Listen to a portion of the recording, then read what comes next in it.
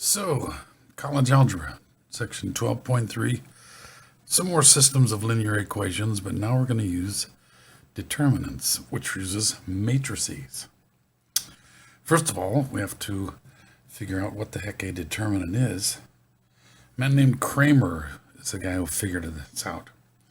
For each matrix, which uses these square brackets, like this, 8, -3, 4, and 2. This is a square 2x2 matrix. That has a determinant, which uses, it's like absolute value, 8, -3, 4, 2, but instead of the square brackets, we use these vertical lines. This means determinant. And the way you find that, for a 2x2, you go down the main diagonal, multiply, and use that sign. So it's 8 times 2. Then you go the other diagonal and you use the opposite sign. So this should be minus 4 times a -3. So 8 times 2 is 16. 4 times -3 is -12, but we're subtracting that, so it's a positive 12. The determinant for this matrix is 28. So for a 2x2, down the main diagonal, use the sign. Other diagonal, take the opposite sign. For a 3x3, say 3, -9, 4, 1, 4, 0, 8, -3, 1. We want a determinant, a 3x3. Now what we're trying to do with the determinant is use, for each of these, I guess, products here, we want to use an element from every row and every column. And so you use lines to help you with that. You can say, I want these 3, and that's okay. Use the sign. So it's plus with 3 times 4 times -3. I'm sorry, times 1. I'm looking at the wrong sign. Then you go down these two, use the sign, but you need something from column 1 also, so you can sort of curve around and get this one. So it's a -9 times 0 times 8. Then you use this one, but you need the other 2 rows and columns. So it's 4 times -3 times 1. Now you've got to do that this other way also. Well, this can get real confusing. So I suggest this is the 3, 1, 8, -9, 4, -3, 4, 0, 1, and then copy the first 2 columns over again. 3, 1, 8, -9, 4, -3, and then the 4, 0, 1. Because when you start using these other columns with the minus, you'd have minus the 8 times the 4 times the 4. You start getting confused as to where you are. Here you can use straight lines. Here's the 3, 4, and the 1, plus 3, 4, and the 1, the -9, 0, and the 8, the 4, the 1, and the -3. And then these are all pluses.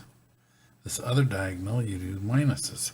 8, 4, 4, minus -3, 0, 3, and then minus 1, 1, -9. And combine all those. So this is a little nicer, I think. So the 3, 4, and the 1 is 12. This is 0 because of that 0. This is a -12. This is, let's see, 16 times 8. 48 and 8 is 12, right? 128. Okay. put a negative 128. This is a negative times a negative. Oh, that's 0 anyway. Minus 0. And this is negative 9, but you take the opposite sign, so it's a positive 9. So all the positives, the 12 and the 9 is 21, right? The negative 12 and the negative 128 is a negative 140.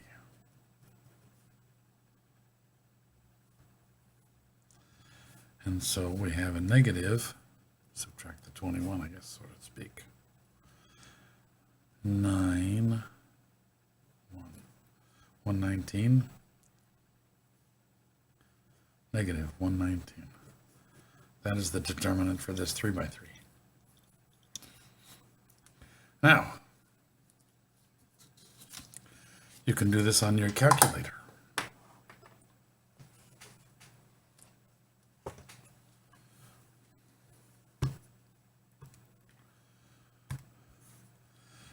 Above the x to the negative 1 is matrix.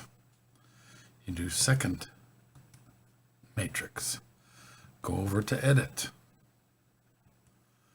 I'm going to edit matrix A, put in this one, it's a 2 by 2. And we're going to put in the 8, negative 3, 4, 2. And when you get out, second quit, you got to go back in the matrix and go over to math.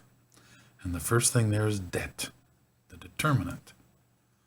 But now you got to go back in the matrix and choose the name A, close that, and you get 28. That's what we got here. Same thing for the 3 by 3, but I'll let you do that. So, how are we going to use these?